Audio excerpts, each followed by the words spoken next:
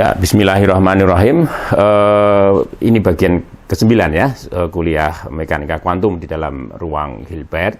Nah, di bagian ini kita akan membahas contoh ya, ruang yang lengkap. Ya, sekali lagi kita membahas kelengkapan suatu ruang yang saya rasakan sangat penting di dalam banyak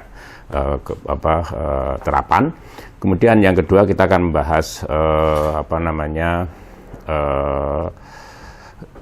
teorema Pythagoras. Nah, setelah itu kita akan membahas basis ortonormal ya di dalam suatu ruang Hilbert. Oke, saya akan mulai dengan kelengkapan ya. Kita akan membicarakan teorema Riesz-Fischer ya sebagai bukti ya bagi kelengkapan suatu ruang Hilbert ya yang beranggotakan semua koset yang diperoleh dari himpunan semua fungsi yang square integrable terhadap suatu ukuran di dalam suatu ruang terukur ya. Oke, saya mulai ya. Jadi misalkan ini jadi L ya itu saya tulis LP gitu ya, LP ya, X, F, mu ya itu suatu ya himpunan ya yang beranggotakan ya semua fungsi ya katakanlah psi dari X ya, X itu satu himpunan ya menuju ke C ya yang terukur terukur relatif terhadap aljabar sigma Borel di C dan aljabar sigma Borel F di X itu ya, dan ini memenuhi syarat ini ya ini integral X psi ya modulus psi itu dipangkatkan P ya d mu ya itu kurang dari infinity. Jadi LP X F, mu ya itu suatu himpunan yang beranggotakan semua fungsi psi yang berdomainkan himpunan X dengan nilai C yaitu fungsi kompleks ya yang terukur ya dan memenuhi syarat ini tadi gitu. Nah, kemudian seperti yang sudah saya bahas sebelumnya ya bahwa nantinya kita tuliskan theta ini sebagai suatu ya himpunan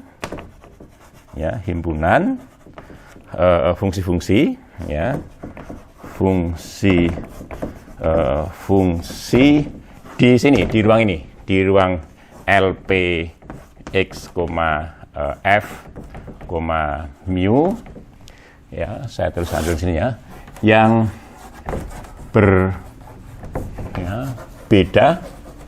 dari fungsi nol ya yakni theta X menuju C di mana setiap X itu dipasangkan dengan theta X yang itu sama dengan 0 gitu ya. Nih hanya di wilayah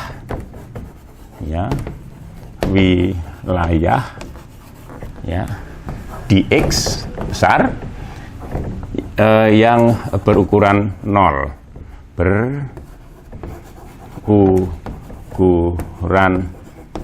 gitu. Ukuran di situ tentu saja adalah ukuran mu tadi ya gitu. Jadi theta ini nanti ya ini kita sepakati sebagai himpunan yang beranggotakan ya, ini mungkin harus nggak usah pakai suatu ya langsung aja. Adalah himpunan yang beranggotakan fungsi-fungsi di LP X, F, mu yang berbeda dari fungsi 0 itu hanya di wilayah-wilayah di X ya yang berukuran 0 gitu. Oke. Jadi orang mengatakan sebagai suatu fungsi yang hampir di sembarang tempat itu sama dengan sama dengan theta di hampir di sembarang tempat itu istilahnya. Jadi ada istilah hampir di sembarang tempat ya. Oke, jadi almost everywhere.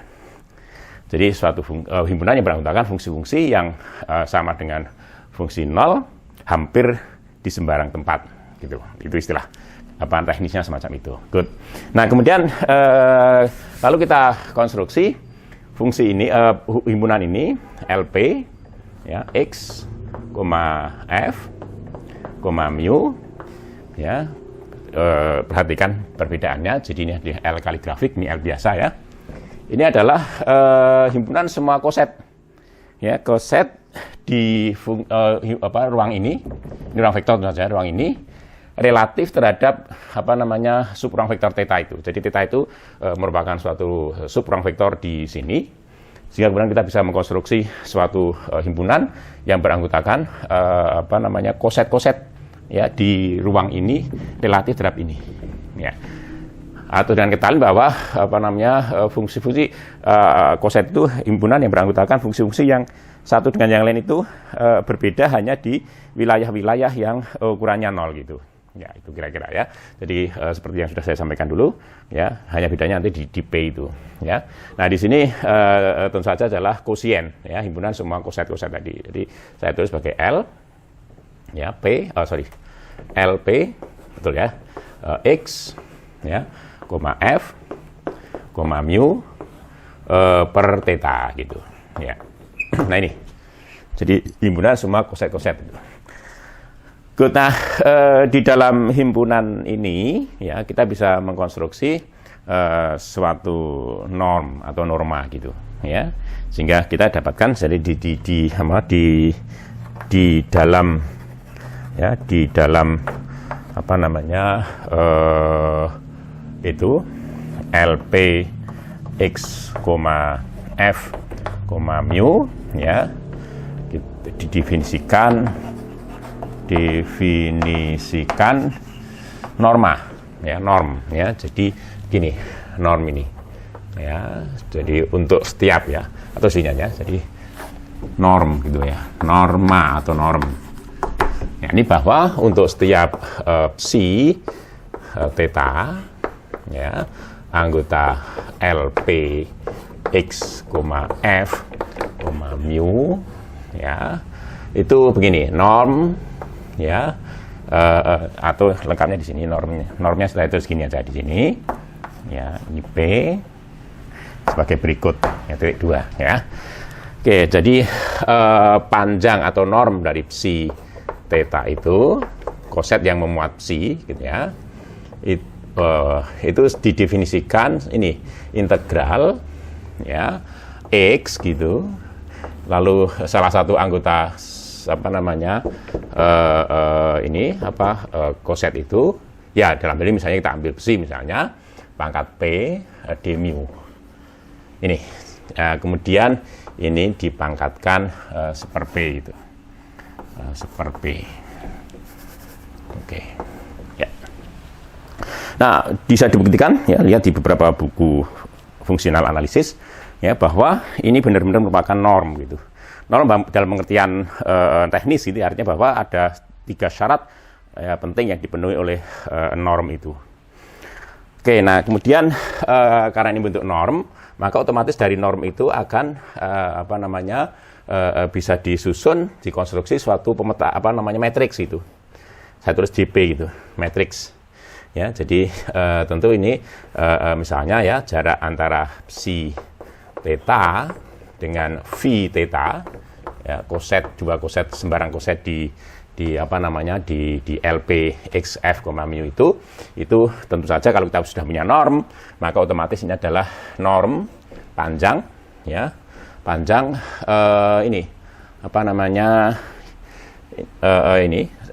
selisih ya, vektor ini ya, theta dikurangi dengan v theta begitu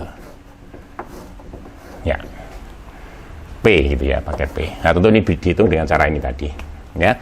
Oke, jadi ini jarak ya, matriks ya, Ya, tentu juga memenuhi syarat metrik yang sudah kita sedikit bicarakan ya di bagian yang lalu gitu. Oke, nah oleh karena itu dari sini kita mendapatkan apa yang disebut sebagai ruang bernorma gitu. Jadi L ya pangkat P gitu ya, X, F, mu, kemudian disertai dengan apa namanya norm itu tadi ya, titik P ini merupakan ya ruang bernorma gitu ya, merupakan ruang vektor ya, lebih tepatnya ruang vektor bernorma gitu. Jadi Anda bisa menunjukkan dengan mudah ya, ini ruang vektor, kemudian ini sub ruang vektor di sini, sehingga ruang yang beranggotakan himpunan yang beranggotakan koset-koset ini juga merupakan ruang vektor kosien dari LP X F mu relatif terhadap sub ruang vektor theta itu. Ya, jadi normanya sudah saya sebutkan di sana ya, norma. Gitu. Jadi ruang vektor bernorma ini. Oke, nah kemudian ya teorema teorema Riesz-Visser ya itu mengatakan bahwa ruang vektor bernorma ini itu merupakan ruang yang lengkap itu, atau ruang vektor yang bernorma disebut sebagai ruang Banach gitu ya. Jadi ungkapannya semacam itu, atau saya tuliskan ya. Nah tentu saja kemudian kalau kita ingin mengatakan ini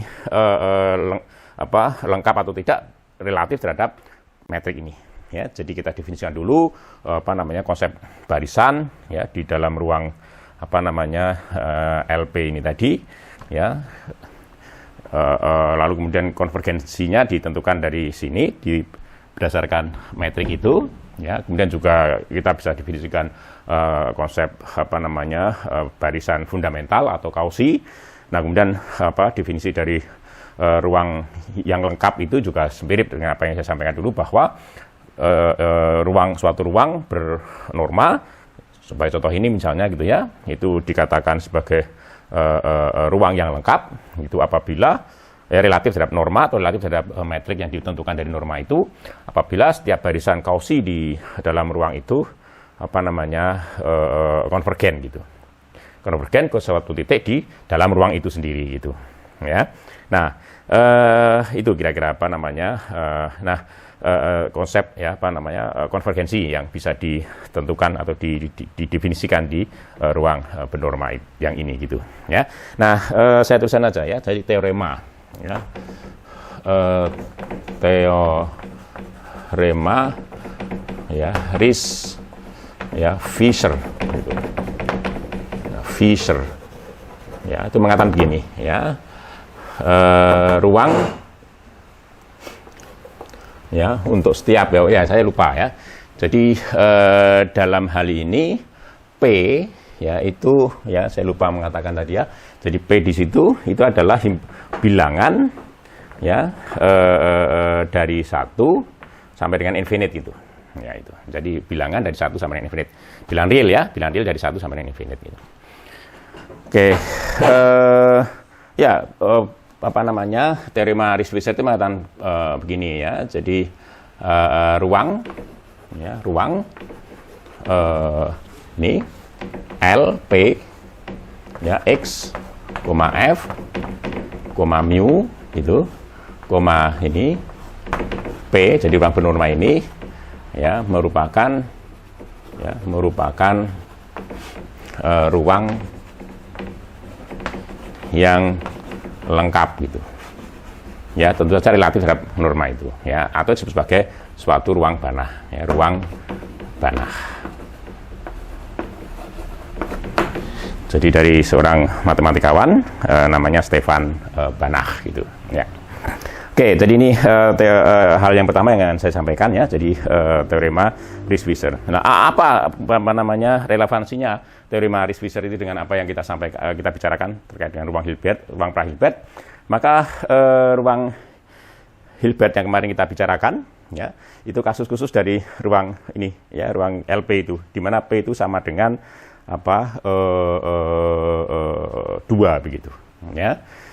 Jadi dari situ maka kemudian kita memiliki kesimpulan, ya, kesimpulan penting. Ya, kemarin salah satunya sudah saya buktikan, ya, ketika kita menggunakan X itu sebagai X adalah himpunan semua bilangan asli, lalu F itu adalah power set dari himpunan bilangan asli itu, ya, ini himpunan yang beranggotakan semua subhimpunan di dalam himpunan bilangan asli itu, lalu mu adalah ukuran pencacah atau pencacahan, ya, counting measure. Maka kemudian kita dapatkan ruang L kecil kuadrat, itu kasus khusus itu. Ya, artinya bahwa kasus khusus itu untuk itu merupakan ruang ruang Hilbert. Nah, kemudian ternyata secara umum, ya, nanti berdasarkan teorema Riesz-Visser itu kita mendapatkan ungkapan ini, ya, saya tuliskan di sini sebagai akibat gitu ya, akibat dari teorema Riesz-Visser itu, maka ruang vektor ini LP, ya, L2 ya, L2 L kuadrat X, F, mu gitu, disertai dengan produk skalar yang kemarin kita definisikan itu, ya, merupakan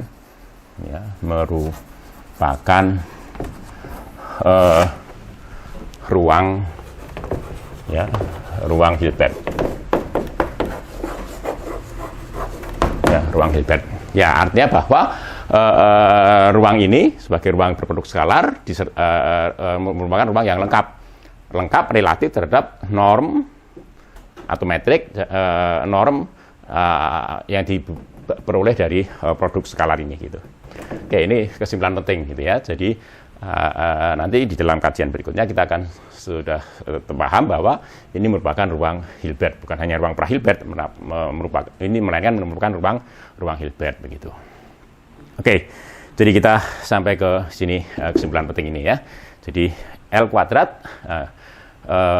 X, F, mu disertai dengan hasil kali skalar yang dulu kita bicarakan itu merupakan ruang Hilbert itu. Nah, buktinya dari sini tadi, kasus khusus ketika P itu sama dengan ya, jadi dalam hal ini norm P itu norm 2 ya, norm jadi kasus khusus P sama dengan 2 gitu. Sehingga akibatnya norm 2 itu diperoleh dari ini. Jadi kalau saya tulis di sini ya, misalnya ya, maaf ya. Jadi psi atau psi theta begitu. Jadi, misalnya anggota L kuadrat itu, ya, ini 2, ya, ini didefinisikan sebagai akar ya, akar produk skalar antara psi theta dengan dirinya sendiri, ya, psi theta gitu. Ya, ini kira-kira ya. Oke, ini kurang indah ya. Saya ganti. Ya. Gitu. Jadi nah, karena ini tadi berlaku untuk P, dengan P itu dari 1 sampai dengan infinite, ya, termasuk 2 di dalamnya, maka ini juga berlaku tentu saja terhadap norm ini. Oke, saya rasa itu ya, sederhana sekali buktinya ya. Good. Nah, kemudian saya akan membicarakan sekarang teorema lain, ya, juga tidak akan saya buktikan. Jadi silakan untuk melihat bukti dari teorema Riesz-Visser ya di berbagai buku fungsional analisis, saya rasa dibahas di sana ya. Nah, teorema berikutnya terkait dengan teorema penyempurnaan dari ruang pra-Hilbert gitu. Ya, jadi saya akan coba membahasnya secara sederhana saja gitu ya, menyampaikan secara sederhana. Mungkin nanti kalau kita sudah bicara tentang isometrisme gitu ya, mungkin kita bisa memberikan versi yang lebih umum gitu ya. Oke, teorema penyempurnaan ya, atau completion kalau bahasa Inggrisnya. Saya gunakan kata penyempurnaan aja. Teorema penyempurnaan gitu ya. Ini ya, misalkan ini H, atau habar ya, ini, atau ini H1 ya, H1 saja, H1, ini produk skalar 1 gitu. Oke, kalau satu nantinya harus pakai dua ya. Maaf, ini mungkin H aksen aja, pakai aksen ya. H aksen dan ini aksen, gitu, pakai aksen di situ ya. Suatu ya ruang pra Hilbert gitu ya, suatu ruang pra Hilbert. Oke. Ya. Dimensinya sebarang ya, bisa infinite, terutama yang infinite gitu ya. Nah, terdapat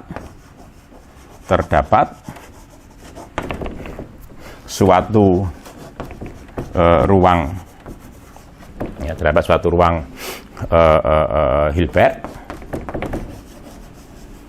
ya. Ruang Hilbert itu saya tulis ini H, ini ya, oke. Ya, sedemikian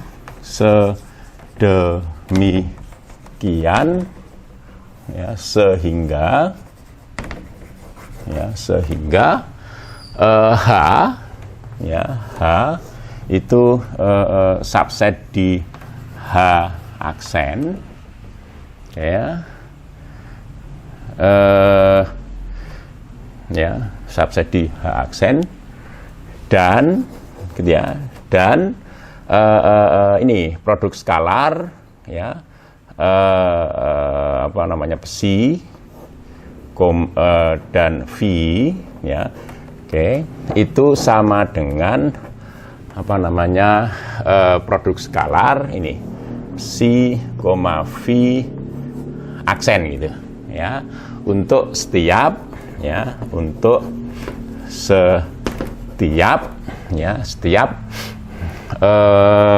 ini apa namanya, psi, v itu anggota H aksen, ini kebalik ya, H aksennya di sini ya, ya dengan ya, dengan H aksen merupakan ya, merupakan himpunan ya, himpunan. Biasanya orang menyebutnya sebagai dense set gitu ya. Saya tulis sebagai himpunan rapatan saja ya, rapatan ya, rapatan di H. Ini dalam artian bahwa H aksen itu mendominasi H begitu. Jadi situasinya nanti mirip seperti himpunan semua bilangan apa namanya, rasional di dalam himpunan semua bilangan real. Ya, ini bahwa himpunan semua bilangan rasional itu seolah-olah mendominasi ya, himpunan semua bilangan real. Nanti saya jelaskan di situ. Oke, nanti saya jelaskan tentang apa itu yang dimaksud dengan himpunan rapatan itu.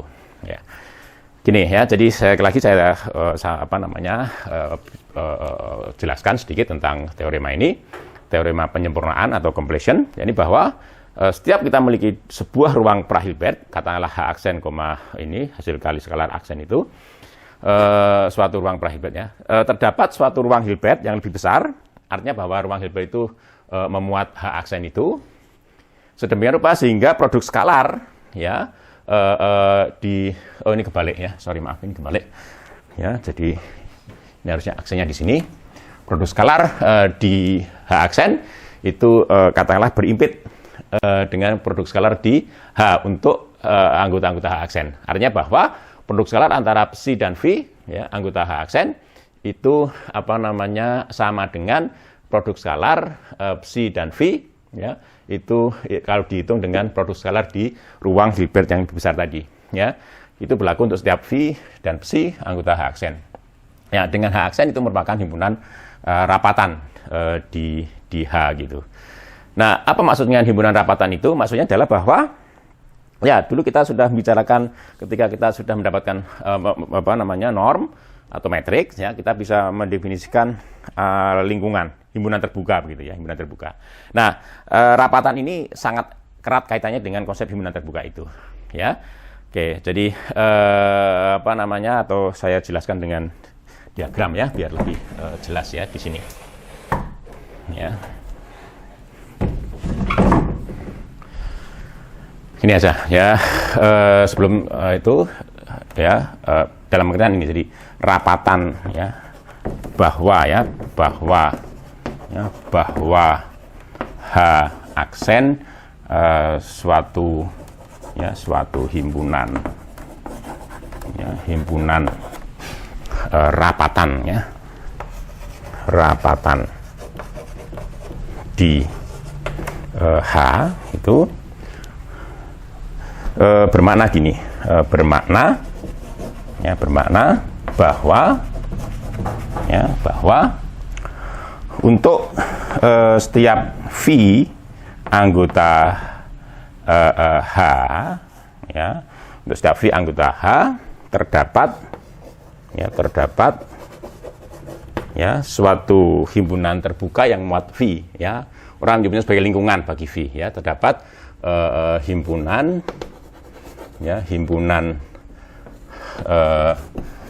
terbuka di H, mungkin suatu himpunan terbukanya saya tulis ini, suatu himpunan terbuka U gitu ya, ini saya hapus dulu, terdapat suatu himpunan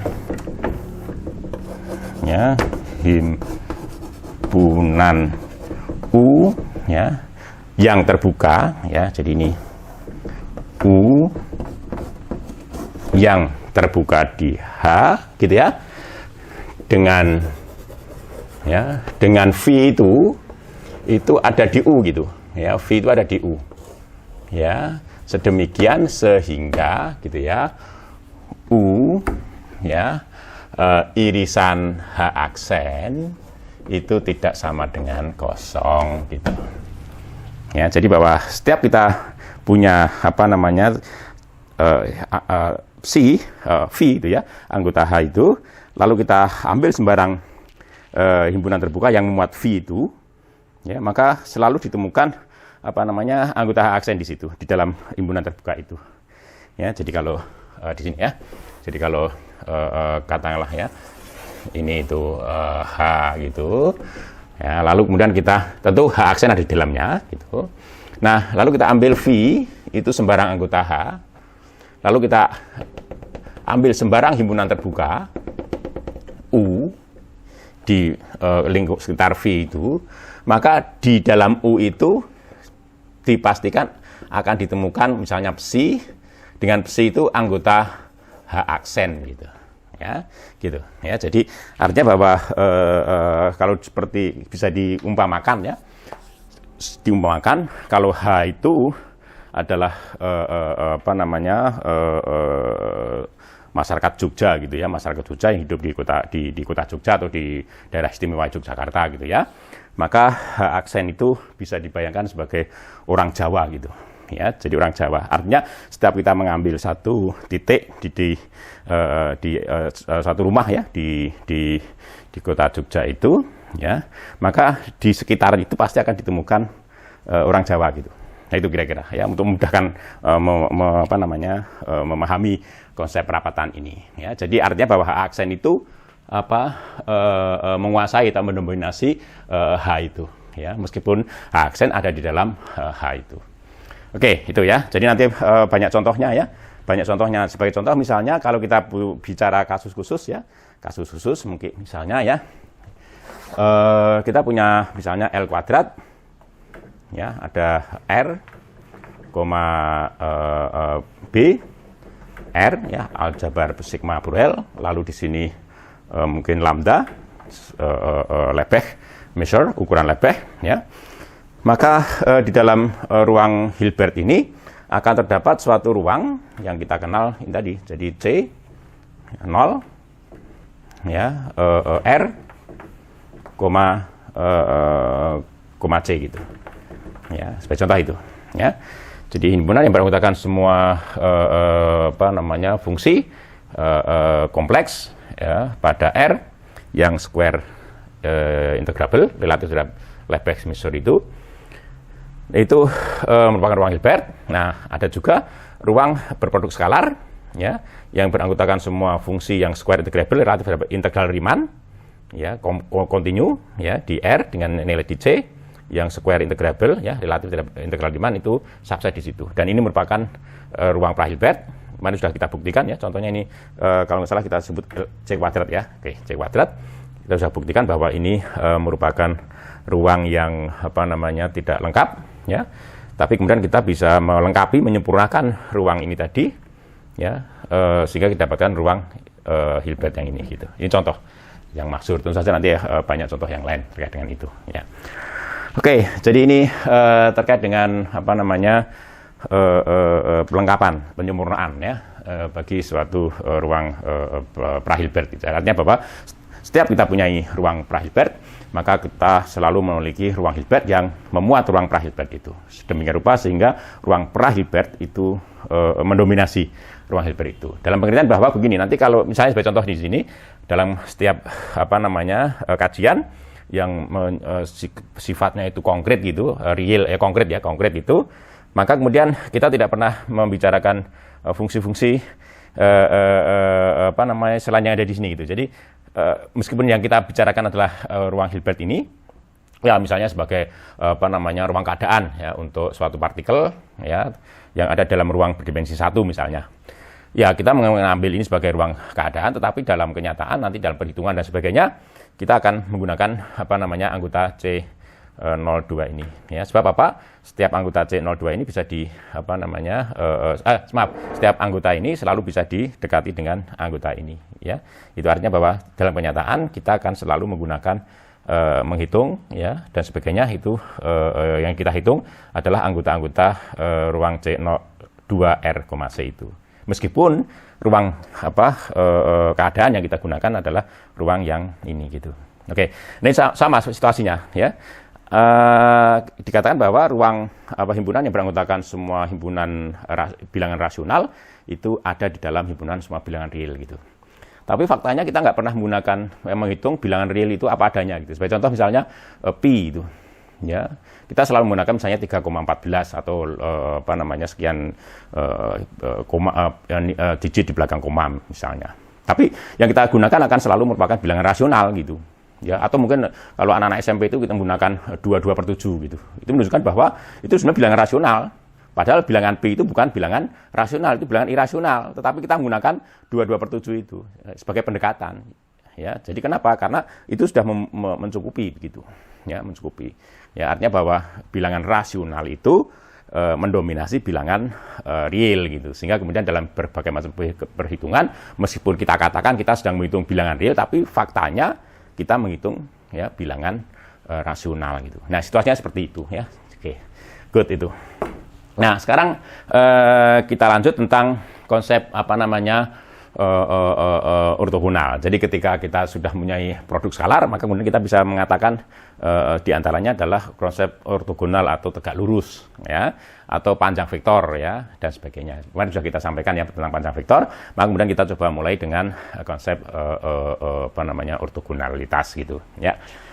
Oke, jadi saya tulis di sini, misalkan, ya, H, ini, ya, merupakan ya ruang, ya saya pakai judul ruang pra-Hilbert ya, ruang pra-Hilbert. Oke, mungkin ada yang bertanya, ruang pra-Hilbert disebut sebagai ruang Hilbert ya kalau lengkap relatif terhadap norm metrik, yang metrik diperoleh dari norm diperoleh dari produk skalar gitu. Jadi artinya bahwa ruang Hilbert adalah ruang pra-Hilbert adalah ruang bernorma. Akibatnya kemudian ruang Hilbert adalah ruang Banach gitu. Itu betul ya. Jadi ruang Hilbert untuk otomatis juga merupakan ruang Banach gitu. Kenapa? Karena ruang Hilbert itu dikatakan lengkap juga terkait dengan norm yang diperoleh dari produk skalar gitu. Sehingga kemudian ruang Hilbert tentu saja adalah ruang Banach. Tetapi tidak setiap ruang Banach itu merupakan ruang Hilbert. Oke. Nah, jadi ini misalkan ruang pra-Hilbert ya. Nah, apa namanya? Dan ya misalnya ya, V, psi itu anggota H gitu. Ya. Jadi V dan psi itu vektor di dalam ruang Hilbert H itu, di ruang pra-Hilbert H itu. Nah, V ya dikatakan ya tegak lurus ya atau ya ortogonal ya terhadap V terhadap psi gitu ya, terhadap psi ya ditulis ya V tegak lurus terhadap psi apabila produk skalar antara V dan Psi itu sama dengan 0 gitu. Ya.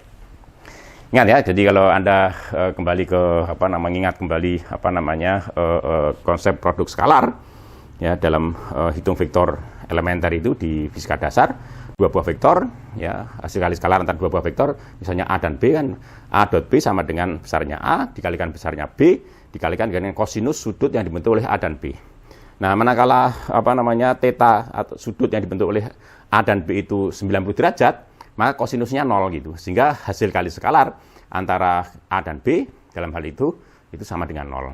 Oleh karena itu di sini juga begitu. Dari situ kemudian kita coba perumum konsep itu ya.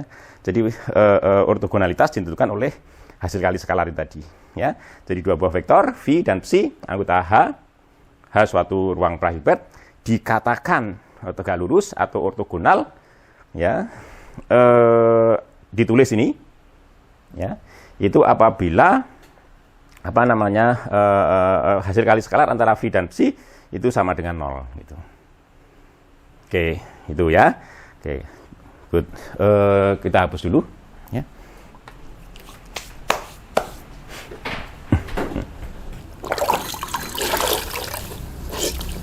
Oh ya, ya. Kemudian kita sudah pernah menghitung ya. Jadi kalau saya untuk setiap V anggota H begitu, kemudian kita dapatkan ungkapan ini. Jadi produk skalar antara V dengan vektor 0 di H itu selalu sama dengan 0 gitu. Nah, ini artinya bahwa ya, saya tulis di sini ya. Ini artinya bahwa vektor 0 ya itu tegak lurus dengan V ya untuk setiap V anggota H. Jadi vektor 0 itu adalah satu-satunya vektor yang tegak lurus dengan semua vektor di dalam ruang Hilbert H itu ya. Oke, berikutnya kita akan membicarakan ya, misalkan W ya, W aksen, atau saya tulis W ini aja ya.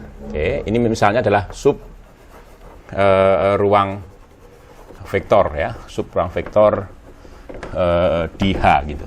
Ya. Nah, dua sub ruang vektor ini ya dikatakan saling tegak lurus, atau W tegak lurus dengan W-nya W besar ya, ini bukan W kecil ya, W besar. Ya. W ya dikatakan tegak lurus terhadap W ini ya, itu jika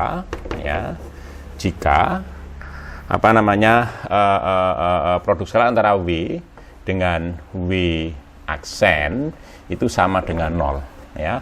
Untuk setiap W kecil anggota W besar dan ya W aksen ya, W aksen kecil ya, aksen ya itu anggota W ini tadi ya. Ya, jadi dua buah ruang vektor, sub ruang vektor di H itu dikatakan saling tegak lurus itu apabila setiap kita mengambil satu vektor di W dan satu vektor di W ini tadi, maka hasil kali skalarnya itu 0 ya. Oke, itu kira-kira konsep ortogonalitas antara dua buah ruang vektor gitu. Ya, selanjutnya saya akan bicara tentang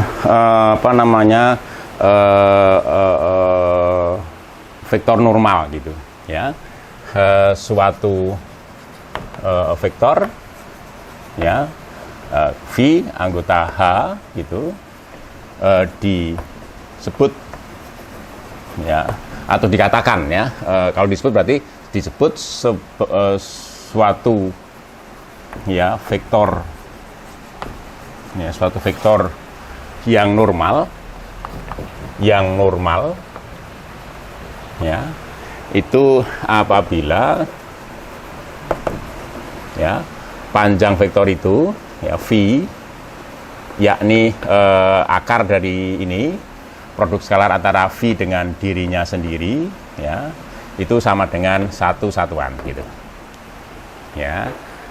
Good. Nah ini apa namanya istilahnya vektor normal atau orang nyebutnya juga vektor satuan ya. Jadi boleh juga jadi ditulis suatu ya vektor normal ya juga ya disebut vektor satuan ya vektor satuan. Good gitu. Nah, dari sebuah vektor yang tidak normal, artinya panjangnya tidak nol, kita bisa mendapatkan suatu vektor normal itu. Istilahnya adalah normalisasi gitu ya. Jadi misalkan psi itu anggota H ya dengan panjang psi ya itu tidak sama dengan nol gitu. Tidak sama dengan 1 ya, tidak sama dengan 1. Artinya bahwa vektor ini bukan vektor normal gitu ya. Maka kemudian orang bisa mengalihkan psi ini dengan skalar tertentu. Jadi psi itu bisa saya kalikan dengan skalar tertentu, saya sebut sebagai beta begitu. Ya, skalarnya disebut beta. Sehingga misalkan vektor baru ini kita sebut sebagai psi topi begitu. Ya, maka kita bisa mengusahakan agar psi topi itu besarnya satu satuan gitu. Ya, jadi kalau dihitung ya jadi 1 ya ini sama dengan panjang psi topi itu ya, dan ini harapannya ya, tentu saja bisa dihitung dari sini ya. Jadi panjang dari beta ya dikalikan dengan psi tadi gitu. Nah, ini tentu saja menurut sifat norm yang sudah pernah saya bicarakan. Maka ini akan sama dengan modulus beta sebagai bilangan kompleks ya dikalikan dengan panjang psi itu. Nah, kita lihat ya, jadi 1 sama dengan ini gitu. Artinya bahwa panjang beta ya beta ya, itu sama dengan seper panjang beta mutlak ya. Bilangan kompleks yang modulusnya adalah seperpanjang vektor psi itu gitu ya, itu kira-kira. Nah, oleh karena itu berapa bilangan kompleks beta itu? Nah, bilangan kompleks beta itu tentu bisa ditulis ya, bilangan kompleks yang modulusnya itu beta gitu. Mestinya bilangan kompleks itu adalah beta itu sama dengan modulus beta tadi dikalikan E pangkat I theta dengan jangan theta ya, mungkin pakai alfa saja ya. Alfa suatu sudut ya, sudut gitu. Nah ini ya, jadi padahal beta tadi modulus beta sama dengan seper itu. Jadi ini sama dengan seper panjang psi itu dikalikan E pangkat I alfa. Oke, jadi oleh karena itu normalisasi dari vektor psi tadi itu menghasilkan vektor psi topi ya, yang itu merupakan perkalian antara psi ya dengan ini tadi beta itu, yakni E pangkat I theta I alfa dibagi dengan panjang psi. Nah, ini yang disebut sebagai normalisasi gitu. Gitu ya. Jadi setiap vektor di dalam ruang H itu bisa dinormalisasi gitu. Oke, itu terkait dengan vektor normal ya. Berikutnya kita akan bicarakan apa yang disebut sebagai himpunan ortogonal ya, maupun himpunan ortonormal di dalam ruang pra-Hilbert itu. Oke, ini saya balik dulu ya. Di sini ya, ini balik. Atau ini biarkan dulu ya, kita kembali sini.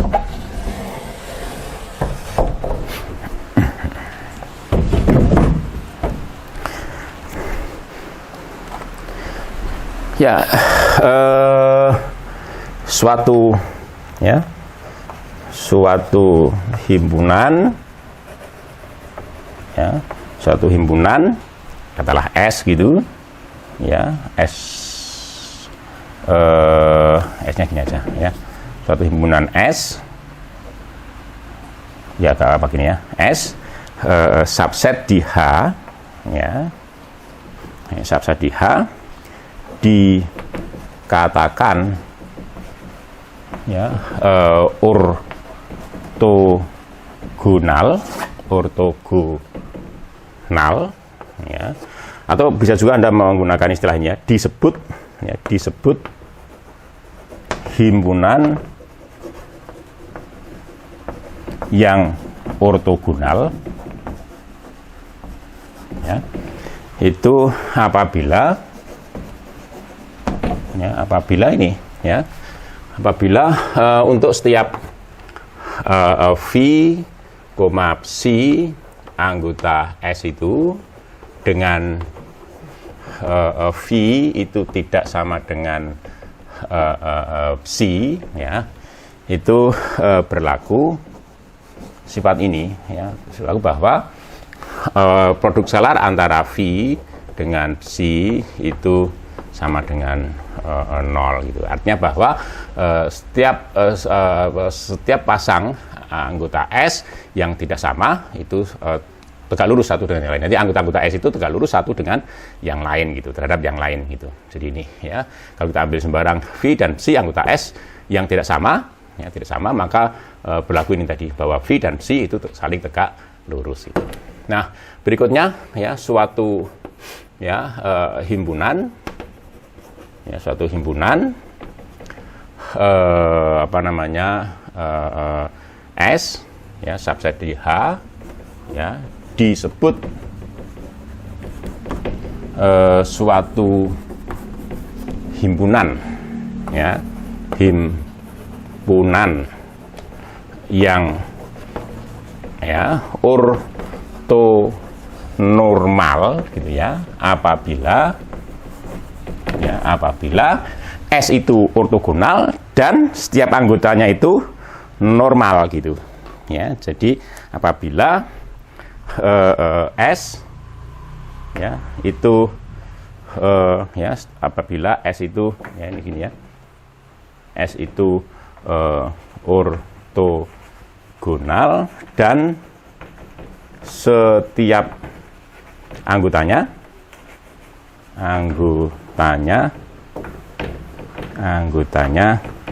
itu normal gitu, normal. Good.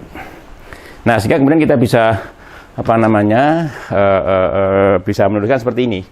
Jadi misalkan, ya, S itu misalkan ini bisa ditulis seperti ini misalnya, ya.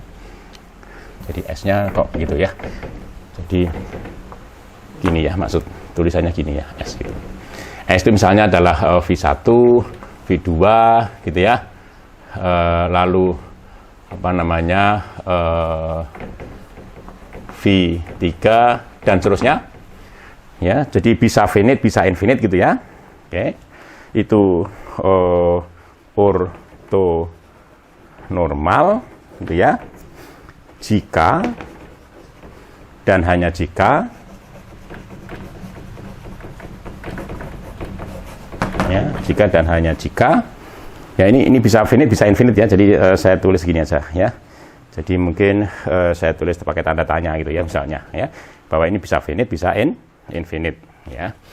Jika dan hanya jika ini, ya, jika dan hanya jika produk skalar antara V I dengan Vj, ya, itu sama dengan delta Ij, ya, epsilon delta Kronecker, ya, sama dengan 1 jika I itu sama dengan J, 0 itu jika I tidak, ini sama dengan J, ya, jika I sama dengan J, dan 0 jika I tidak sama dengan J gitu. Oke, jadi ini jika S itu ortonormal, ya, maka ini berlaku. Sebaliknya, jika ada suatu himpunan yang ini berlaku, maka himpunan itu adalah ortonormal gitu, ya. Jadi ini, jadi ciri ortonormal adalah produk skalar antara sembarang anggotanya, misalnya VI dan VJ, itu tidak lain hasilnya adalah delta IJ itu. Nah, saya akan tuliskan proposisi pertama di sini, ya, proposisi 1 gitu, ya. Oke. Suatu, ya, himpunan yang ortogonal, ya, suatu himpunan yang ortogonal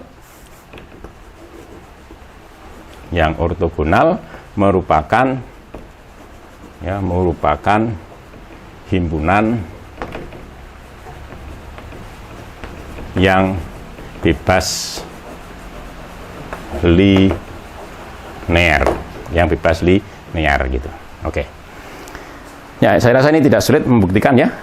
Bagaimana dengan himpunan yang ortonormal? Otomatis himpunan ortonormal juga merupakan himpunan yang bebas linear, karena himpunan yang ortonormal itu merupakan himpunan yang ortogonal gitu, sehingga otomatis himpunan yang ortonormal merupakan himpunan yang juga bebas linear gitu.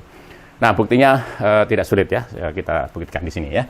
Buktinya ya, misalkan ya S ya, ini ya, jadi V1 V2 ya sampai dengan bisa infinite bisa finite misalnya begitu ya.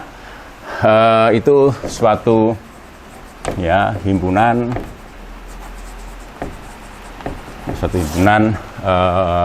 ortogonal ya, ortogonal gitu ya. Nah, kemudian kita coba menyusun ya persamaan ini ya. Jadi misalnya kita punya alfa 1 V1 ditambah dengan alfa 2 V2 ditambah dan seterusnya gitu ya. Ini saya tanda tanya, bisa finite bisa infinite tadi, sama dengan theta gitu misalnya ya, sama dengan theta. Good. Nah, kemudian kita bisa tentu saja ya, kita bisa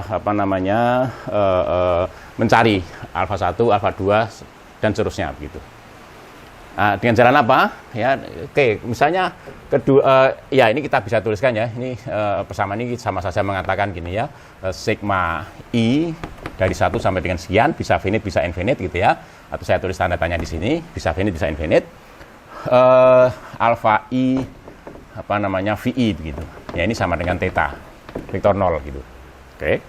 Nah, kemudian kalau kedua ruas itu saya ambil hasil kali skalar ya, dengan misalnya Vj gitu ya. Jadi saya ambil hasil kali skalar antara ya, dapatkan ini ya Vj ya, kemudian ini sigma I dari 1 sampai dengan sekian, bisa finite bisa infinite, alfa I Vi ini mestinya sama dengan produk skalar antara alfa I dengan theta gitu.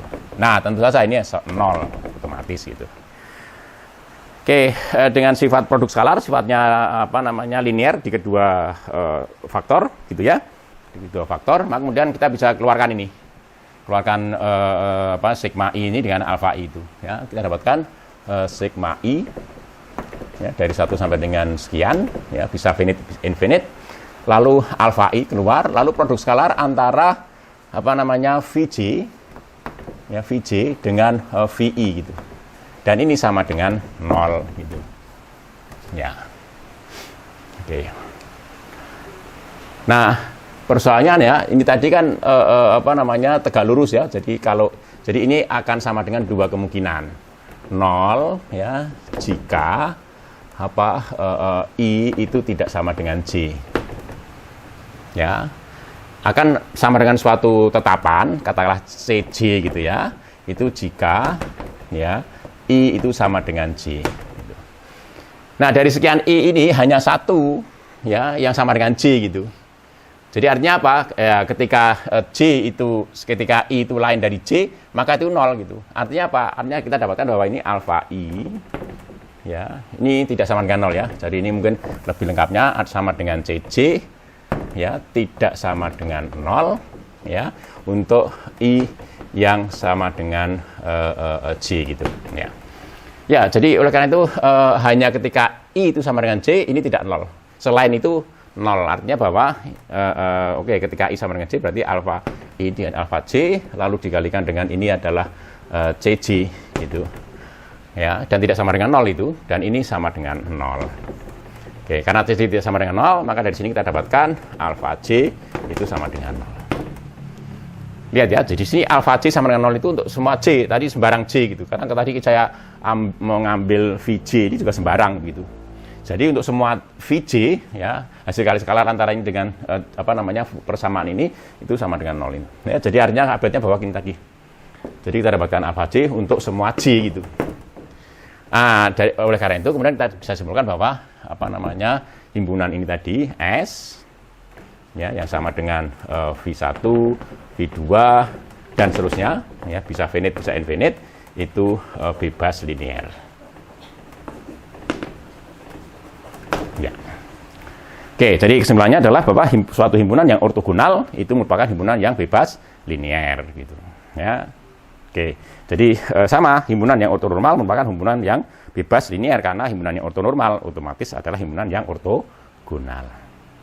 Oke, kita hapus lagi, ya. Kita hapus dulu lagi. Seterusnya, seperti yang sudah kita gunakan notasi ini, ya. Jadi kalau ya jika ya S itu suatu himpunan, ya, himpunan yang ortogonal, gitu ya, ortogonal, ya. Oke. Seperti saya katakan bahwa S itu bebas linear, ya, bebas linear, gitu. Nah, kita akan menggunakan notasi ini, ya, band, ya, band S, ya, atau span S, gitu ya, band S atau span S, ya, itu apa namanya, sebagai himpunan yang beranggotakan semua kombinasi linear, ya, atas anggota-anggota S, gitu ya. Jadi ini himpunan, ya, himpunan, ya, himpunan yang beranggotakan, ya, semua, ya, semua ya, saya ganti hapus dulu, semua kombinasi, ya, kombinasi linear, ya, atas anggota, ya, anggota S itu, ya, anggota-anggota S. Oke, ya, seperti yang sudah kita apa namanya bicarakan, ya, tentu saja band S atau span S itu, ya, orang juga menggunakan istilah span S itu, ya, band S atau span S ini merupakan sub ruang vektor, ya, sub ruang vektor di H, gitu, ya, sub ruang vektor di H, di ruang pra-Hilbert itu. Oke, menarik untuk di apa namanya bicarakan satu sifat, ya, misalnya saya sebagai proposisi, ya, proposisi 2, ya, tadi sudah proposisi 1, sekarang proposisi 2. Begini, misalkan, ya, H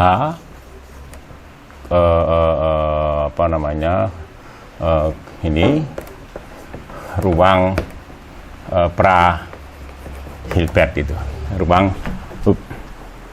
ganti kapur, ya, ruang pra-Hilbert, dan S itu suatu himpunan, ya, himpunan yang ortogonal atau himpunan ortogonal gitu. Nah, itu misalkan itu mungkin gini, jadi ini aja, ya, ini koma, ya, koma S suatu, ya, S suatu himpunan yang ortogonal dan, ya, dan V itu anggota H, begitu, anggota H, ya. Oke.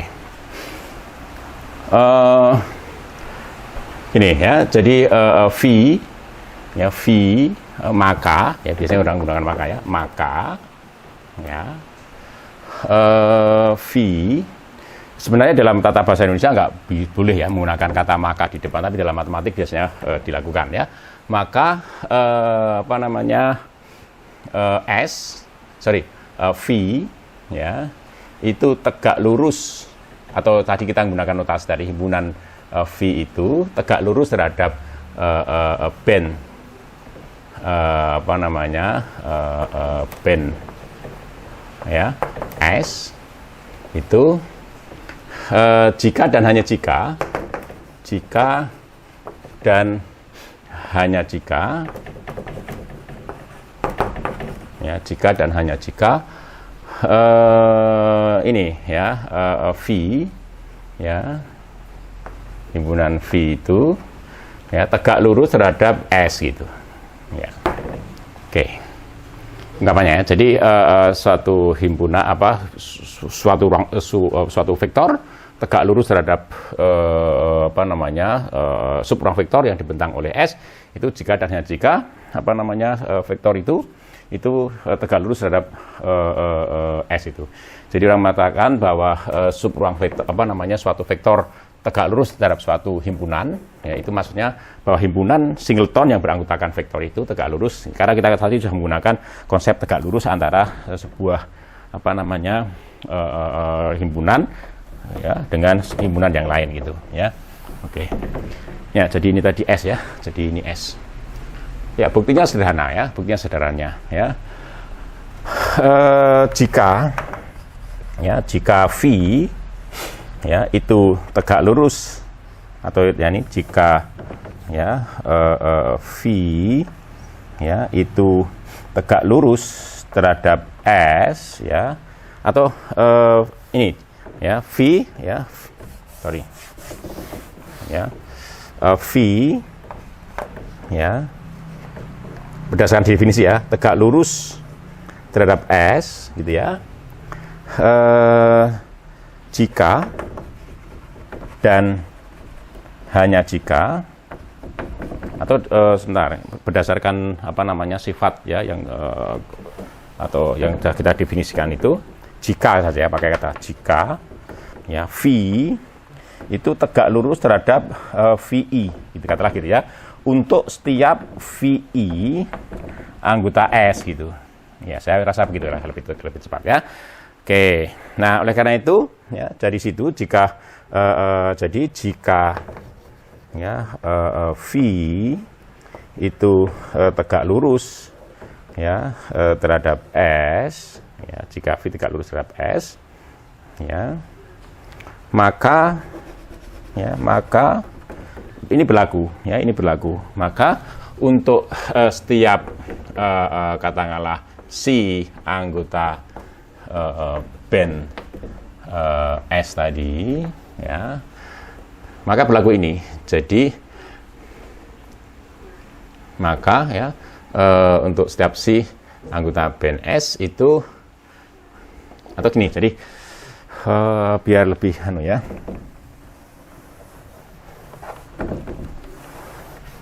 ini ya. Jika saya pakai kata jika ya psi itu anggota band S, nah kita saya band S gitu ya, maka ya psi itu bisa ditulis seperti ini ya, maka ada alfa 1, alfa 2, alfa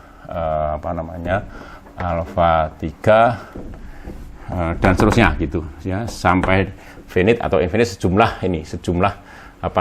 anggota S itu ya, sedemikian sehingga psi itu sama dengan ini alfa 1 dikalikan misalnya V1 ditambah dengan alfa 2 V2 gitu ya, ditambah dan seterusnya begitu ya. Tulis saja ini saya pakai sigma I dari 1 sampai dengan sekian gitu, lalu ini alfa I VI gitu.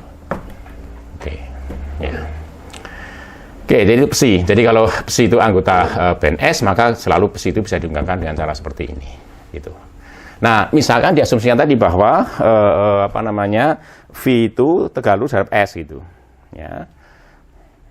Nah, maka kemudian kalau ini diambil produk skalar, jadi ambil produk skalar antara V dengan psi misalnya, ya, maka kita dapatkan ini adalah produk skalar antara V dengan semua itu, ya, alfa I, sigma I dari 1 sampai dengan sekian, itu alfa I VI, gitu, ya. Nah, ini tentu saja bisa ditulis dikeluarkan, ini sigmanya bisa dikeluarkan, sigma I dari 1 sampai dengan sekian, alfa I, lalu produk skala antara V dengan VI. Nah, ini sama dengan 0 tentu saja. Ya, karena apa? Ini berlaku bahwa V itu tegak lurus dengan semua VI anggota S. Ini sama dengan 0. Oke. Nah, karena ini berlaku untuk sembarang psi anggota band S, ya, maka kemudian kita bisa simpulkan dari sini bahwa apa namanya V itu tegak lurus terhadap band S gitu. Ya. Nah, lalu bisa dibalik tentu saja ya, bisa dibalik ya. Misalkan V itu tegak lurus terhadap band S atau himpunan singleton ini.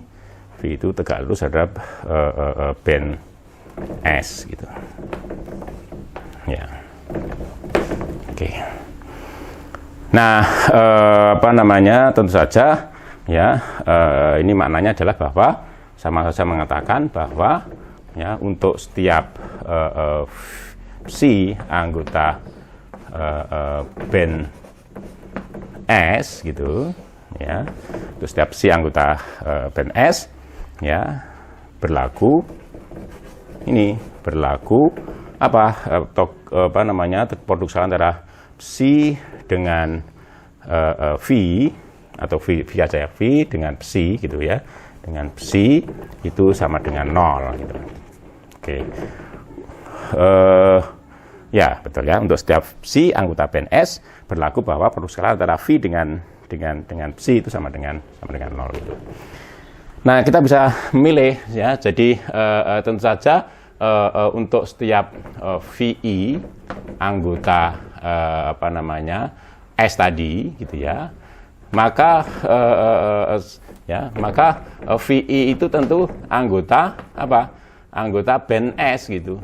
Ya, tentu saja ya. Jadi setiap anggota S itu anggota band S gitu.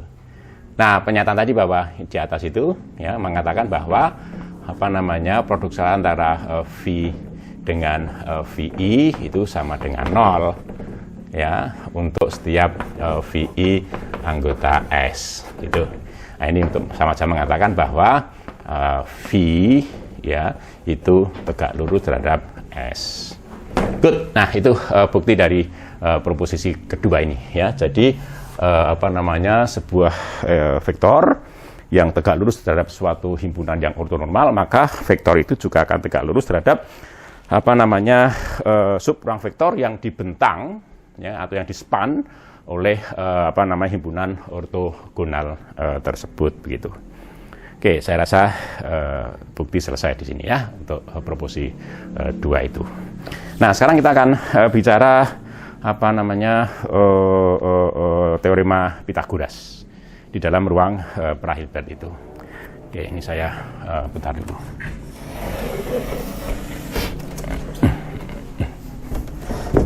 Ya.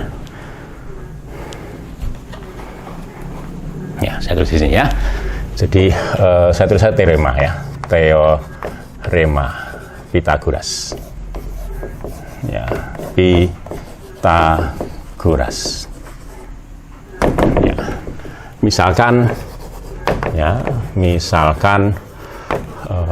sekali lagi H, ini ya suatu ya ruang pra-Hilbert.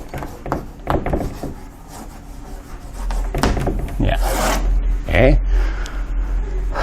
Dan ini himpunan ini ya saya tulis himpunan S ya, himpunan S ya sama dengan misalnya V1, V2 dan seterusnya ya sampai dengan ya bisa finite bisa infinite gitu ya, bisa finite bisa infinite. Mungkin saya pilih finite dulu aja ya, misalnya VK gitu ya, itu suatu ya himpunan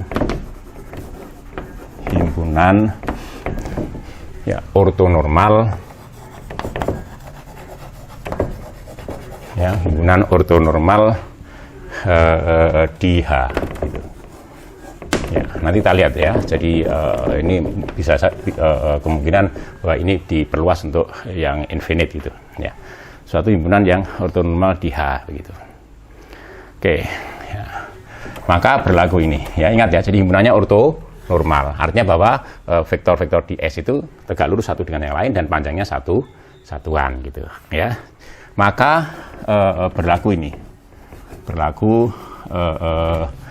ya untuk setiap psi anggota H ya, bahwa panjang psi itu dikuadratkan, atau saya tulis di bawah ya biar cukup tempatnya ya.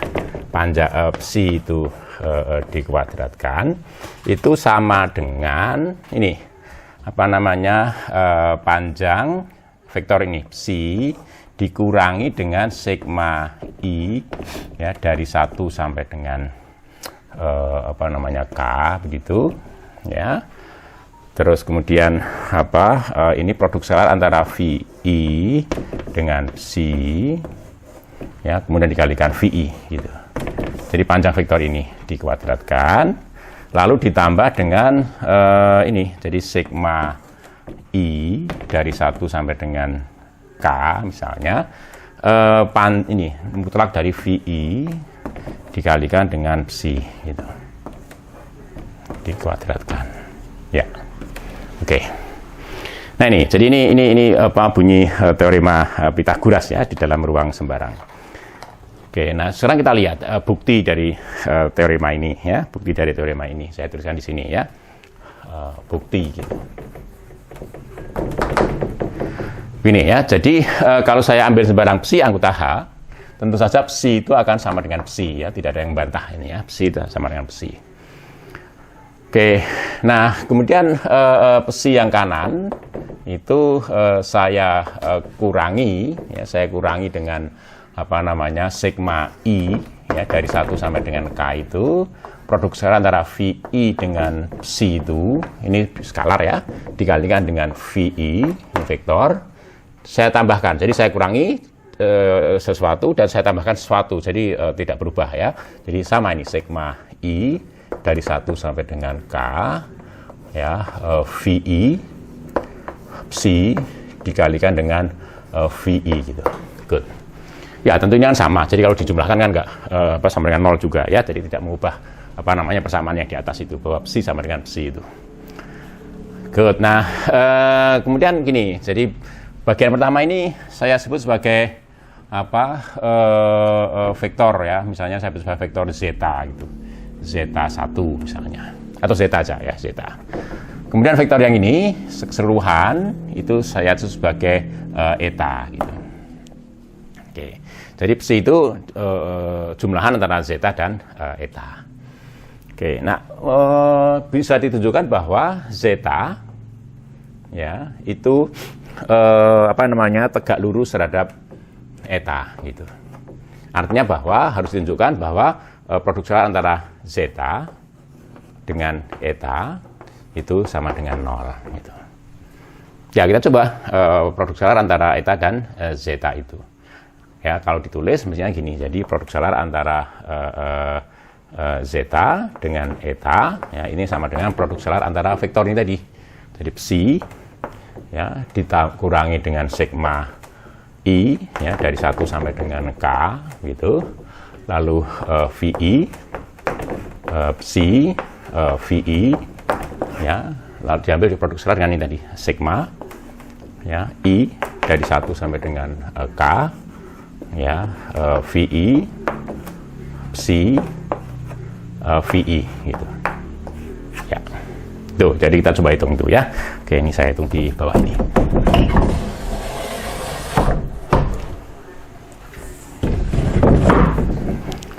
Ya, jadi jumlahan ya, misalnya ini tambah ini dikalikan itu ya. Jadi artinya bahwa kita dapatkan suku ini. Jadi itu semua akan sama dengan psi ya, diambil hasil kali skalanya dengan ini sigma i ya dari 1 sampai dengan k, lalu ada VI, lalu ada psi di sana, lalu ada VI.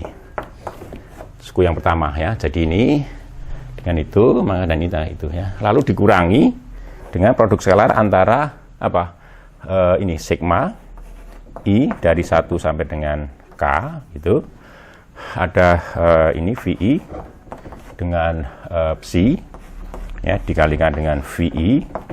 Nah, ingat di sini kita menggunakan indeks yang berbeda ya. Ini karena hanya indeks dummy atau indeks boneka, maka bisa dibedakan ya. Hasilnya sama saja ya, sigma K, sigma J dari 1 sampai dengan K gitu.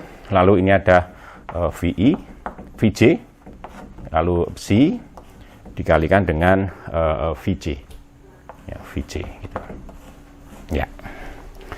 Oke, nah ini bilangan ya, ini bilangan, ini sigma, jadi bisa keluar ya, sigma I ya dari 1 sampai dengan K gitu. Lalu ada VI ya, ini ada psi gitu ya. Lalu ini dikeluarkan, ini bilangan skalar bisa keluar ya. Lalu produk skalar antara psi ini ya dengan VI gitu. Oke. Ya, dikurangi dengan ini. Jadi produk skalar antara ini ya. Ya. Ini skalar ya, bisa keluar sigma I. Sigma J-nya juga bisa keluar, koma J, bebas ini ya, dari 1 sampai dengan K begitu. Ini VI ya, kemudian psi gitu. Tapi ini keluar dari kiri, jadi ini ada asterisk gitu. Ini ada skalar juga keluar dari kanan, VJ gitu. Lalu dikalikan psi begitu ya. Nah, terakhir produk skalar antara vektor ini dengan vektor itu. Ini J ya. J. Jadi VI dengan VJ. Nah, ingat bahwa S itu adalah himpunan yang ortonormal gitu. Jadi ini sekian, ini mestinya adalah delta IJ gitu ya, delta IJ. Nah, ini sendiri bagian ini ya, tentu saja akan sama dengan VI psi asterisk gitu ya, menurut sifat utama dari hasil kali skalar ya. Ini sama dengan VI dibalik tapi diambil diberi tanda konjugatnya ya, konjugat kompleks gitu ya. Nah, ini otomatis sama dengan sigma I dari 1 sampai dengan K, lalu VI ya, psi. Ini sama. Jadi intinya bahwa konjugat kompleks ya dikuadratkan gitu. Modulus ya, jadi perkalian antara konjugat kompleks suatu bilangan kompleks dengan dirinya sendiri, yaitu modulusnya gitu dikuadratkan ya. Dikurangi dengan ini ya, sigma I dari 1 sampai dengan K. Ini saya jumlahkan terhadap J ya, jadi setiap J diganti dengan I. Ini sama ya. Jadi ini sama saja mengatakan tadi VI psi gitu ya, kuadrat gitu. Nah, ini sama ya, jadi sama dengan 0 ya. Jadi ini membuktikan bahwa ini zeta dan eta itu saling tegak lurus gitu. Oke, saling tegak lurus ya, sehingga kemudian kalau itu saling tegak lurus, maka kemudian kita bisa kita hitung sekarang panjang vektor ini. Jadi produk skalar antara psi dengan psi gitu ya. Ini tentu saja saya tulis gini dulu ya. Jadi norm psi dikuadratkan itu adalah produk skalar antara psi dengan psi itu ya, norm ya, ini psi dan psi. Nah, ini tentu saja akan sama dengan produk skalar antara ini tadi zeta plus eta dengan zeta plus eta gitu ya. Jadi sekian ini zeta, sekian ini eta ya. Nah, dari situ kita dapatkan ini misalnya sama dengan zeta dengan zeta, ini dengan ini, lalu ditambah dengan ini eta dengan eta ya, eta dengan eta gitu. Ditambah ini jadi produk skalar antara zeta dengan eta ya, lalu ditambah dengan produk skalar antara eta dengan zeta. Tetapi ini sama dengan 0, ini bisa dicoret ya, sehingga total psi ini adalah ini produk skalar antara zeta dengan zeta ini bisa ditulis sebagai norm dari zeta ya, ditambah dengan kuadrat ya, ditambah dengan norm dari eta dikuadratkan gitu. Ke zeta ini ya, jadi norm dari vektor itu ini ya, lihat ya, ini dikuadratkan ditambah dengan eta itu. Jadi norm dari eta ya silahkan dibuktikan norm dari eta tidak lain adalah ini. Ya, jadi ini adalah norm dari eta itu tadi. Ya, oke. Jadi ini adalah norm dari zeta. Ya, jadi situ terbukti, ya, terbukti bahwa berlaku teorema Pythagoras ini. Nah, dari bukti itu misalnya sebagai contoh kita pikirkan kalau K itu ini infinite misalnya. Jadi S itu himpunan ortonormal yang infinite gitu misalnya, ya. Maka kita lihat ya. Jadi kalau itu infinite, mulai dari sini, ya. Ini tetap sama. Jadi ini infinite, ini juga infinite ya. Kemudian apakah zeta ini tulis juga sebagai zeta ini tinggal K itu jadi dengan infinite gitu, infinite. Nah, apakah zeta dan eta itu tegak lurus? Ya, kita bisa cek lagi. Ya, ini sampai infinite, ya. Nah, kemudian kita dapatkan ini, ya tentu saja kita dapatkan ungkapan ini tadi. Ya. Jadi dari sini ya kita dapatkan ini. Ya, ini infinite juga nggak masalah ya. Jadi hasilnya akan tetap sama dengan ini. Hanya ini infinite begitu, ini sama juga. Ya, jadi artinya bahwa ini pun juga berlaku tentu saja untuk K yang sama dengan infinite gitu. Ya, jadi itu harus syarat ya bahwa teorema Pythagoras ini berlaku untuk K itu S itu finite maupun infinite. Oke, gitu ya. Good. Nah, kemudian dari teorema Pythagoras ini kita akan mendapatkan suatu ketaksamaan yang penting, ya, ketaksamaan Bessel dan ketaksamaan Schwarz gitu. Oke, kita putar dulu ya. Jadi ini. Ya.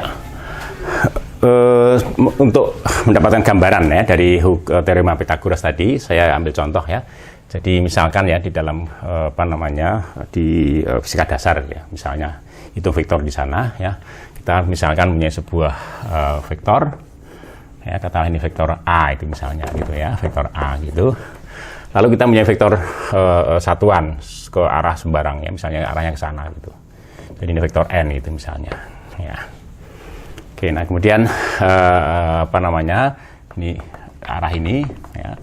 Kita ambil dot produk antara vektor A dan N. Jadi A dot N itu adalah ya, jadi kalau hitung N dot A itu pastinya sama dengan 1 dikalikan dengan besarnya A gitu ya. Lalu dikalikan dengan kosinus sudut yang dibentuk oleh N dan A. Jadi ini misalnya sudutnya ya, theta itu misalnya ya. Jadi ini sama dengan tentu A kosinus theta. Dan itu tidak lain ini. Jadi diproyeksikan ke sini. Nah, sekian ini ya, sekian ini. Itu ini tadi. Jadi N dot A tadi. Jadi ini N dot A. Sekian ini itu. Nah, kalau ini dibikin vektor ini, jadi vektor ini ya, vektor yang ini itu tidaknya adalah vektor N ya dot A, skalar ini ya, ini skalar. Lalu dikalikan dengan N itu sendiri gitu. Ya. Nah, tentu vektor yang ini, kalau saya tulis nih vektor ini adalah vektor A dikurangi dengan vektor yang ini tadi. Ya, jadi A dikurangi dengan N ya dot A gitu. Ya. Kalikan N gitu. Nah, menurut teorema Pythagoras tadi, maka ya A ini, jadi untuk kasus nanti K-nya sama dengan 1 ya, untuk kasus himpunan ortonormalnya ini ya hanya beri si N ini saja, ini ya gitu ya. Jadi K sama dengan 1 ya, V1 sama dengan N katakanlah begitu ya. Maka kita dapat ini. Jadi menurut teorema Pythagoras yang kita pelajari di SMP dulu ya, panjang vektor A ini ya, panjang vektor A itu dikuadratkan sisi miring itu, ini tegak lurus ya, tegak lurus. Itu sama dengan sisi ini ya, sisi ini atau ini dulu sisi tegak itu ya, vektor A dikurangi dengan vektor N dot A ya, lalu dikalikan dengan N gitu.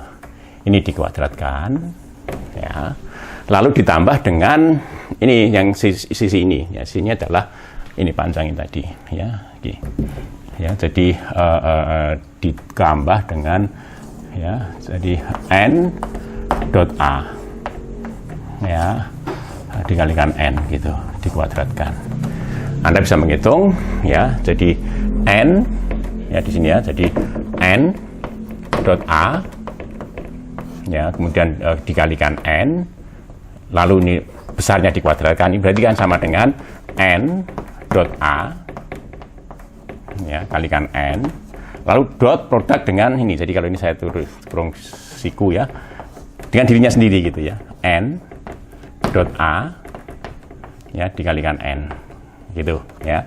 Nah ini skalar keluar ya, jadi sama dengan apa namanya, n dot a ya, n dot a ya dikuadratkan ya, lalu dikalikan dengan n dot n, ini sama dengan 1.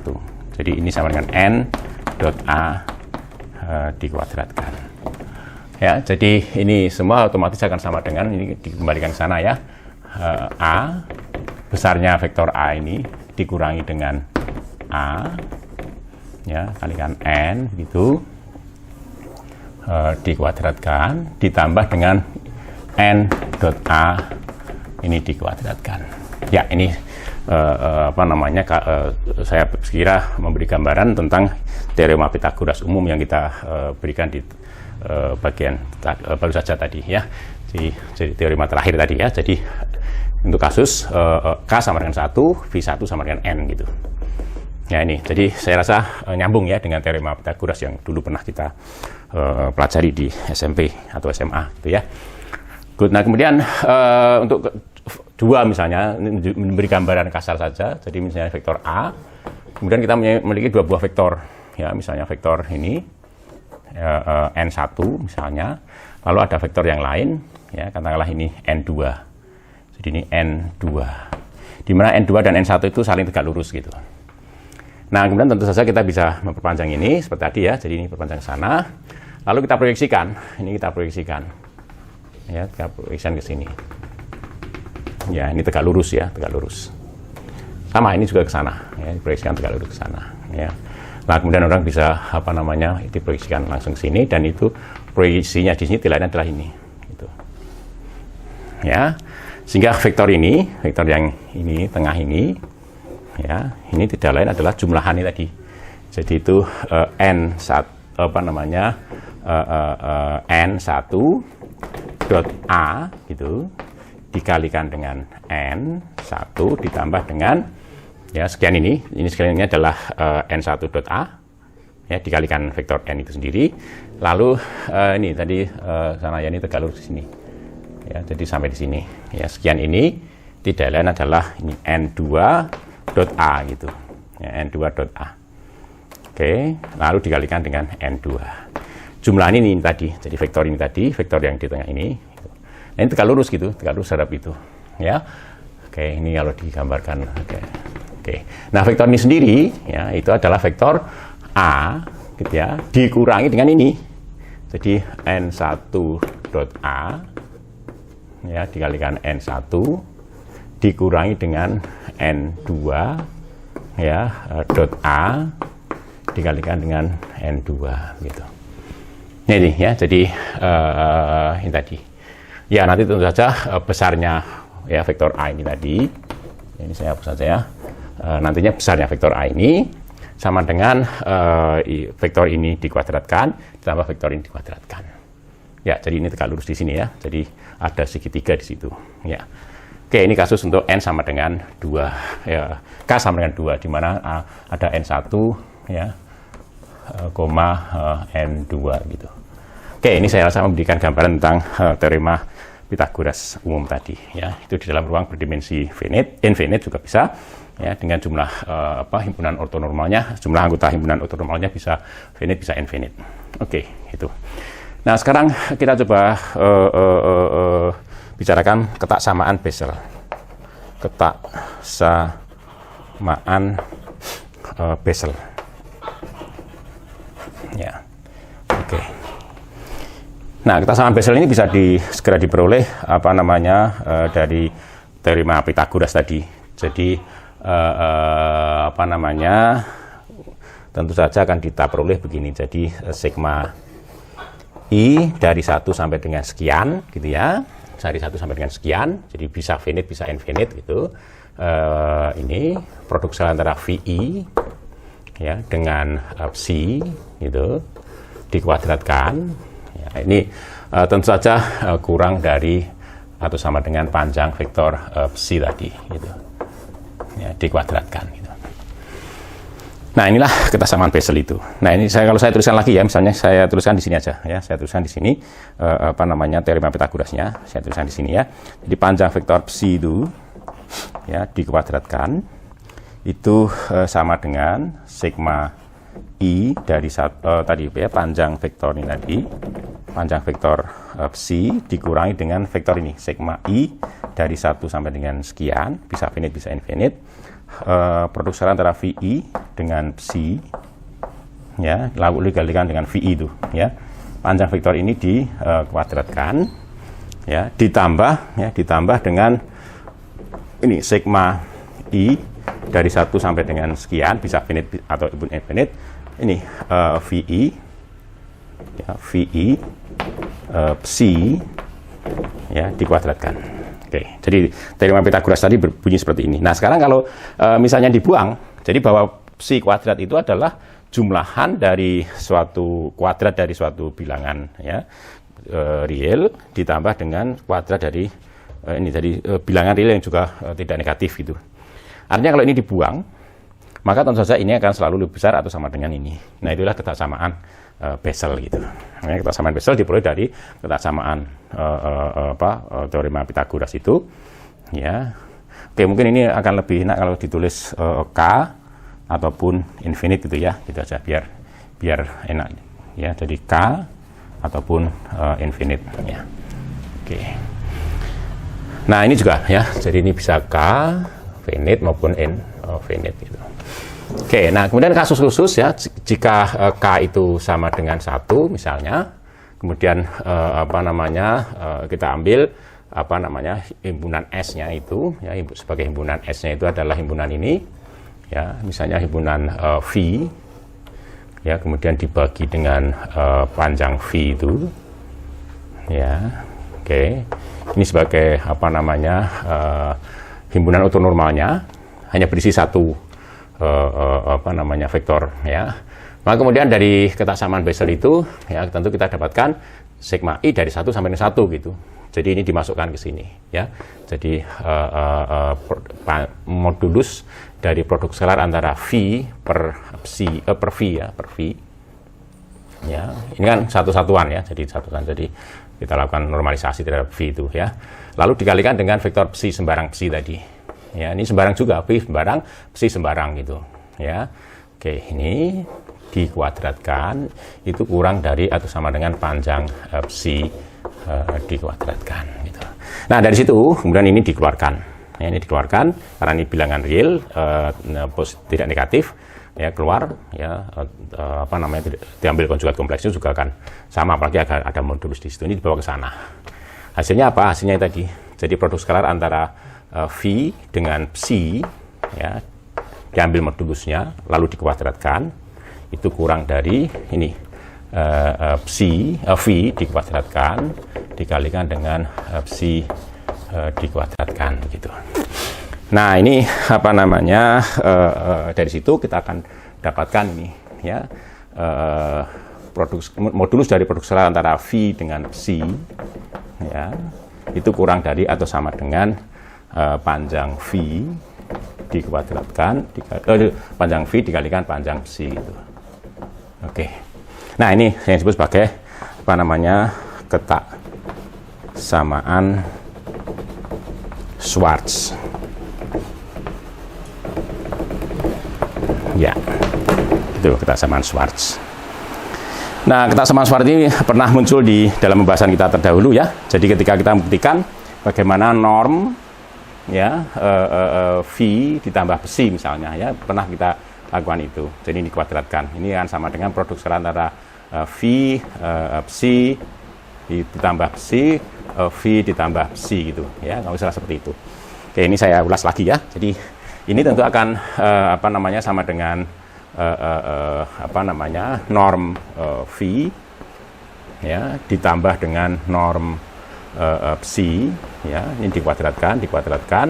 Nah, ini jadi ditambah dengan 2 kali bagian real, ya, bagian real dari produk skalar antara apa namanya V dengan psi gitu, ya. Nah tentu ini apa namanya ini akan kurang dari atau sama dengan ini V ini dikuadratkan ditambah psi ini dikuadratkan tambah, ya. Nah ini berlaku, jadi bagian real dari ini sendiri kan juga sudah kurang dari apa namanya dari bagian real ini sekian ini itu sendiri sudah kurang dari atau sama dengan ini V psi itu, ya. Ini sendiri kurang dari atau sama dengan nilai mutlak tadi, ya. Jadi oleh karena itu ini kurang dari atau sama dengan ini dengan menggunakan ketaksamaan Schwarz itu tadi, ya. Apa namanya ini V ini V ini psi gitu, ya.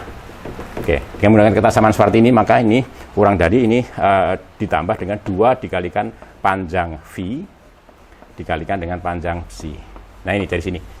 Jadi ketaksamaan Schwarz diterapkan di sini sehingga diperoleh ini. Oke, dari situ kemudian kita dapatkan ya di sini, ya, saya tulis di sini bahwa apa namanya norm V ditambah dengan norm psi gitu, ya, itu kurang dari atau sama dengan norm V, ya, ditambah dengan norm psi seperti yang sudah pernah kita bicarakan dahulu. Oke, nah implikasi dari ketaksamaan Schwarz, ya, akan saya bahas di sini, ya, berikutnya untuk menambah apa namanya wawasan gitu, ya. Jadi saya wujudkan dalam bentuk teorema, ya. Oke, teorema saja. Teorema. Ya, misalkan apa namanya H, V itu ruang Hilbert gitu, ya, ruang Hilbert. Kemudian dan ya ini V1, V2, V3, ya, dan seterusnya, ya. Koma aja, ya, koma, ya, ini dan ini ini pakai psi, ya, psi1, psi2, psi3 dan seterusnya, ya, itu 2. Oh, ini mestinya adanya di sini, ya. Ini sertanya aja pakai serta, ya, V1 dan V2 itu 2 barisan, ya, 2 barisan di dalam, ya, di dalam H yang konvergen atau mengerucut, ya, berturut-turut, ya, menuju ini, ya, menuju V dan psi di H gitu. Oke. Ya, bunyinya begini penyataannya, ya. Maka gitu, ya, maka barisan, ya, barisan V1, ya, barisan produk skalar ini V1 dan psi1, lalu V2 dan psi2 gitu, ya, dan seterusnya, ya, dan seterusnya, ya, itu konvergen, ya, konvergen menuju apa namanya produk skalar antara V dan psi gitu. Nah, dengan kata lain bahwa sekali skalar itu di H, ya, itu apa namanya kontinu di kedua sisi gitu, di kedua apa namanya faktor itu, ya. Jadi di kedua faktor, ya. Jadi dengan kata lain bahwa produk skalar, ya, produk, ya, ini berarti bahwa produk skalar, ya, di H itu kontinu di kedua faktor, kedua faktor. Saya tulis ini, ya, faktor. Ini aja, ya, faktor. Nah ini, ya, jadi misalkan H itu suatu ruang Hilbert atau ruang pra-Hilbert juga nggak masalah sebenarnya. Kemudian V1, V2 dan seterusnya, dan V1, Psi1, Psi2, Psi3 dan seterusnya, itu dua barisan di H yang konvergen berturut-turut menuju V. Jadi ini menuju ke V, ini konvergen menuju ke Psi gitu. Maka dari situ kita dapatkan barisan ya, V1 Psi1, V2 Psi2, lalu mungkin di sini ada juga V3 Psi3 ya, dan seterusnya ya. Itu akan konvergen menuju ini V Psi itu. Nah, di sini kalau kita bicara konvergensi, maka relatif terhadap norm yang diperoleh dari produk skalar itu, atau metrik yang diperoleh dari produk skalar itu. Oke, nah oleh karena itu kemudian kita akan membuktikan ini gitu ya, akan membuktikan ini ya, akan membuktikan itu. Bagaimana bukti dari itu gitu ya. Nah, maka kemudian kita lihat di sini ya. Ya, bukti gitu. Nah, tentu saja kita akan membuktikan ini. Jadi bahwa ini konvergen menuju ini. Bahwa untuk setiap epsilon lebih besar dari 0 gitu ya, kita akan mendapatkan bilangan real ya. Bilangan asli n besar sedemikian rupa sehingga jarak ya antara ini dengan ini itu menuju kurang dari epsilon tadi gitu ya, untuk n yang lebih besar daripada n besar gitu. Dan seterusnya seperti itu. Nah, dalam ini kita barisan ini ada di di R atau di C ya. Barisan ini ada di C. Kemudian barisan ini ada di H gitu ya. Jadi ini ingat ya, ini barisan bilangan-bilangan kompleks itu. Ya, artinya bahwa konvergensi di situ terkait dengan norm yang ada di C itu. Oke. Jadi artinya kita harus tadi. Jadi misalnya ya kita kurang ini, jadi V dikalikan dengan Psi norm ya, panjang dari atau jarak ya antara ini Vn ya, terus ini Vn ini Psi n gitu misalnya. Oke. Ya. Nah, ini tentu saja bisa saya sisipi ya, saya sisipi dengan ini. Jadi ini akan sama dengan, tentu saja ya, bagian sama dengan V ya, Psi, saya kurangi dengan Vn ya, Psi begitu ya. Lalu saya sisipi, jadi bagian ini saya sisipi dengan ini tadi Vn dikalikan Psi ya, saya tambahkan, saya kurangkan itu, lalu ini juga saya tambahkan. Saya tambah dengan Vn Psi gitu ya. Lalu ada ini dikurangi dengan Vn Psi n gitu. Nilai mutlak gitu. Oke, jadi ini saya sisipi dengan ini ya, jumlah ini tadi. Nah, kemudian semua itu tentu saja akan kurang dari, jadi ini bagian ini kita sebut sebagai A misalnya, ini B misalnya. Jadi bilangan atau Z1, ini Z2 misalnya. Jadi modulus Z1 ditambah dengan Z2 mestinya kurang dari atau sama dengan modulus Z1 ditambah dengan modulus Z2. Jadi kurang dari modulus ini V ya, Psi dikurangi dengan Vn Psi gitu ya, ditambah dengan ini saya ditambah dengan modulus ini ya. Jadi Vn ya, Psi dikurangi dengan Vn Psi n gitu ya. Oke. Nah, ini masih sama dengan, jadi yang sama itu yang ini ya, sekian ini sama dengan ini modulus dari V dikurangi dengan Vn itu, lalu ini Psi gitu, kan ada Psi-nya, sama-sama Psi di situ, lalu ditambah dengan ini. Jadi ini mestinya ada modulus ya, ditambah dengan modulus dari ini. Jadi Vn-nya yang saya keluarkan ya, ini Vn bisa dikeluarkan, lalu dikurangi dengan Psi dikurangi dengan Psi n gitu ya. Nah, lalu kita terapkan teorema ketaksamaan Schwarz tadi ya, ketaksamaan Schwarz ini ya, ini ya. Jadi ini ada produk skalar, nilai modulus dari produk skalar, ini juga begitu. Nah, itu saya tuliskan di sini ya.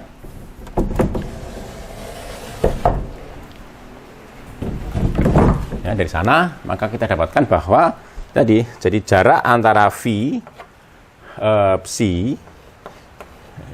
dari atau dengan Vn ya psi n atau orang baca gini ya, jarak Vn psi n dari V psi itu kurang dari atau sama dengan tadi.